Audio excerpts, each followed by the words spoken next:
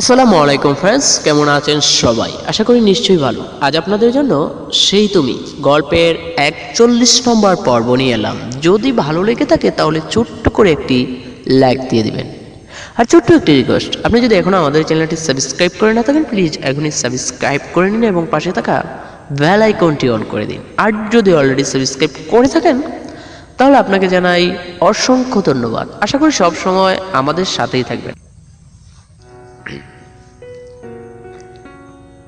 একটা মানুষ কতটা ভালোবাসলে এতটা ভয়ঙ্কর হয় ভাবতে পারছো? ও তোমার জন্য দুনিয়া ছাড়তে রাজি, তাহলে তুমি কেন পারবে না ওকে ভালোবাসতে? রিয়ার সাথে বরং আরো ভালো থাকবে। বিশ্বাস করো আমার কথাগুলো। রিহার মাঝেও মুগ্ধতা খোঁজার চেষ্টা করো, দেখবে তুমি মুগ্ধ হবে। সবটা মেনে নেও ইরফান। আমি তোমাকে এখন শুধুমাত্র দেবরের চোখে দেখি। তুমিও আমায় তোমার ভাবি মনে করো। বড় ভাইয়ের বউ হিসাবে আমি তোমার বড়ই। আমাকে ভাবি মনে করে সেই সম্মানটা দেওয়ার চেষ্টা করো। দেখবে আমাকে নিয়ে আর কোনো জড়তা থাকবে না। রিয়াকে ভালোবাসতে পারে, একটা সুযোগ দিয়ে দেখো মেয়েটাকে। বিশ্বাস করো ঠকবে না। দীর্ঘশ্বাস ছেড়ে হাতটা ছাড়িয়ে নেয় ঈশা।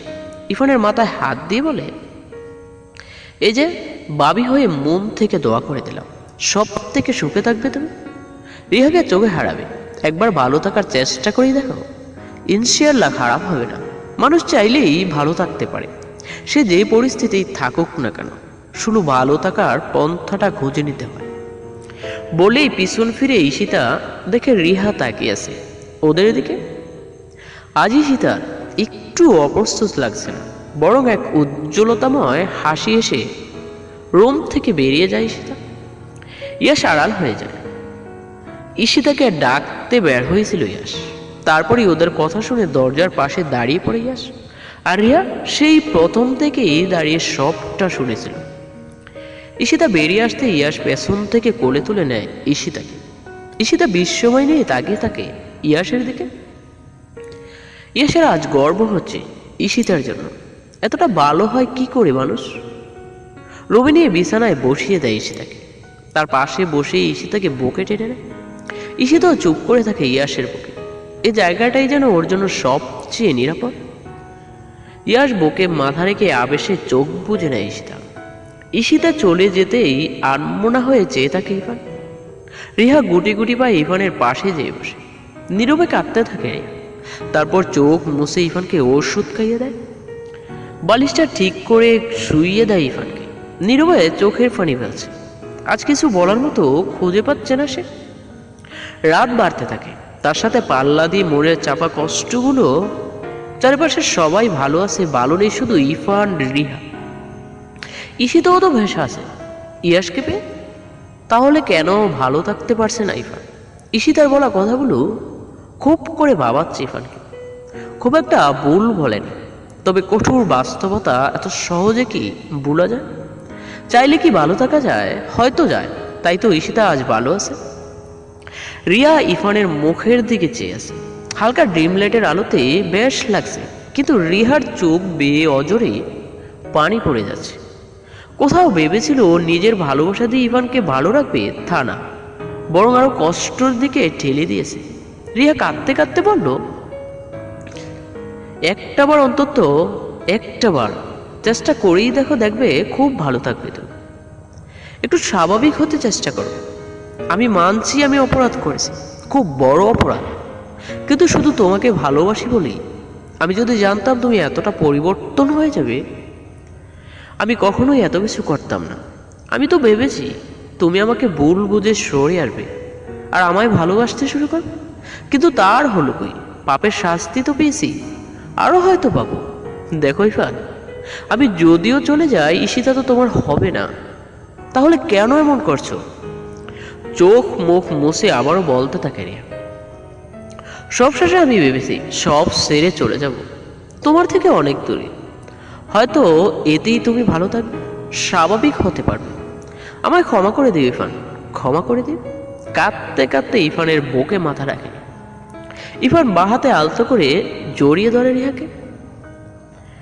আমি ভালো থাকার চেষ্টা করব, আরেকবার সুযোগ দেবে জীবনটাকে।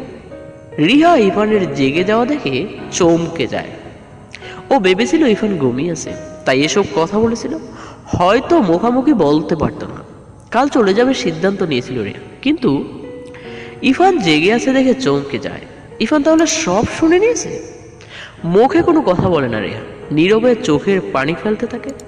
দুজনেই আস্তে আস্তে ঘুমের দেশে তলিয়ে যায় দুজন। খুব ভোরে ঘুম ভেঙে যায় ইরফানের। রিহা বুকের উপর ঘুমিয়েছে, এলোমেলো চুলগুলো কানের পাশে গুজে দিয়ে তীক্ষ্ণ দৃষ্টিতে তাকায়। অনেক মলিন হয়ে গেছে মুখটা, কত মারি না খেয়েছে। এ মুখে দেখে কেউ বলবে না এত অন্যায় করেছে মেয়েটা। একদম নিষ্পাপ দেখাচ্ছে। রিহাকে পাশে শুইয়ে দেয় ইরফান। আস্তে আস্তে বিছানা থেকে নেমে ওয়াশরুমে যায়।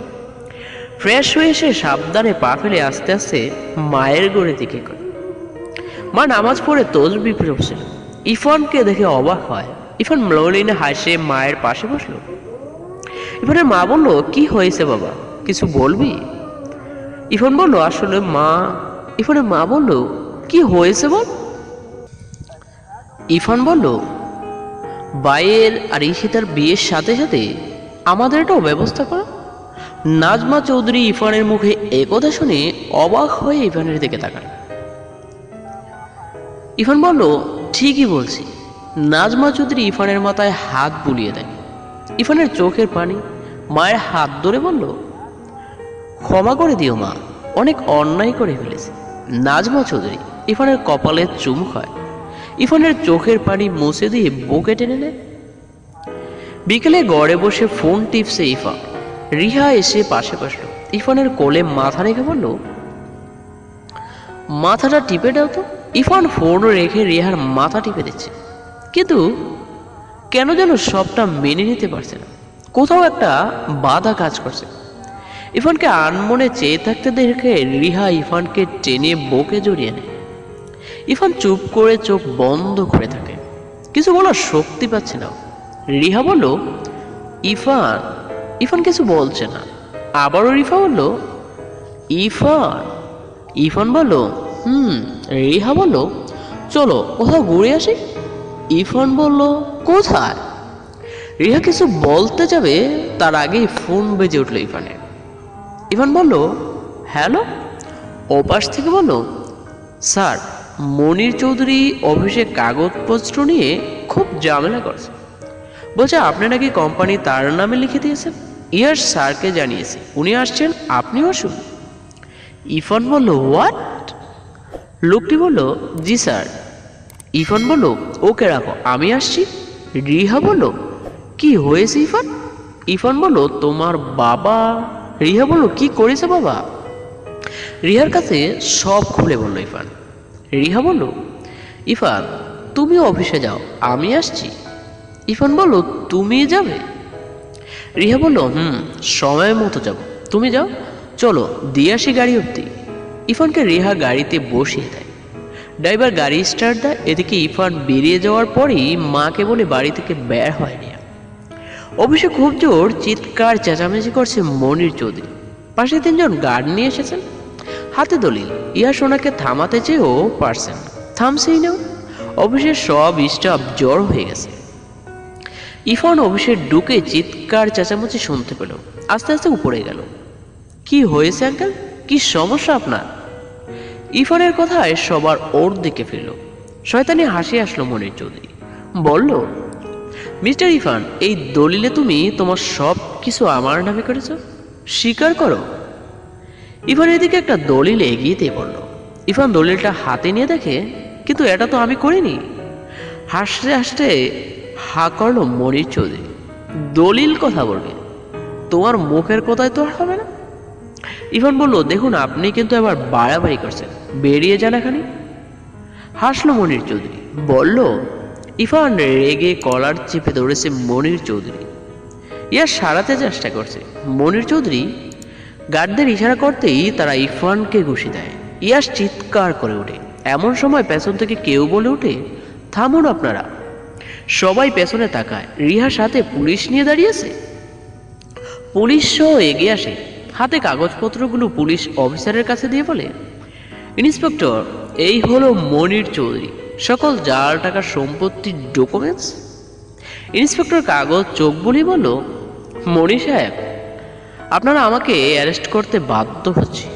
মনির চৌধুরী চিৎকার দিয়ে বলে উঠল, রিহা তুই তোর বাবাকে?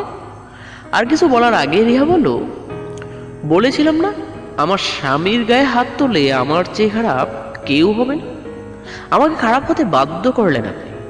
মনির চৌধুরী আর কিছু বলতে না দিয়ে পুলিশ গার্ড সহ অ্যারেস্ট করে নিয়ে গেল। সবাই মিলে বাড়ি ফিরল। ড্রয়িং রুমে এসে তার নাজমা বেগম বসেছিল। ইয়াস কাউকে কিচ্ছু বলল না। রিয়াকে বলল, রিয়া ওকে গড়ে নিয়ে যাবে। রিয়া ইরফানকে ধরে গড়ে নিয়ে বিছানায় বসিয়ে দিল। ফার্স্ট এড বক্স নিয়ে কাটা ঠোঁটের রক্ত মুছে দিল। ইরফান একদিনে তাকিয়ে দেখলো রিয়াকে। ইরফানের চোখের দিকে তাকাতেই চোখ সরিয়ে নিল রিয়া। দুপুরে সবাই অনেকদিন পর একসাথে খেতে বসে। বিকেলে সবাই শপিং করলো। ইয়াস ঈশিতা খুব এক্সাইটেড। রিহা এক মুহূর্তের জন্য ইরফানের হাত ছাড়েনি। ইরফান একদম চুপচাপ হয়ে গেছে। আগের ইরফান সে মোটেও নেই। প্রয়োজনে হাসে, নয়তো চুপ করে একে ওকে চেয়ে চেয়ে দেখে। সবাই প্রচুর শপিং করলো, মায়ের জন্য করলো। তারপর ডিনার করতে গেল রেস্টুরেন্টে। ঈশিতা ইয়াস পাশাপাশি বসছে, আর ইরফান রিহা আরেক পাশে।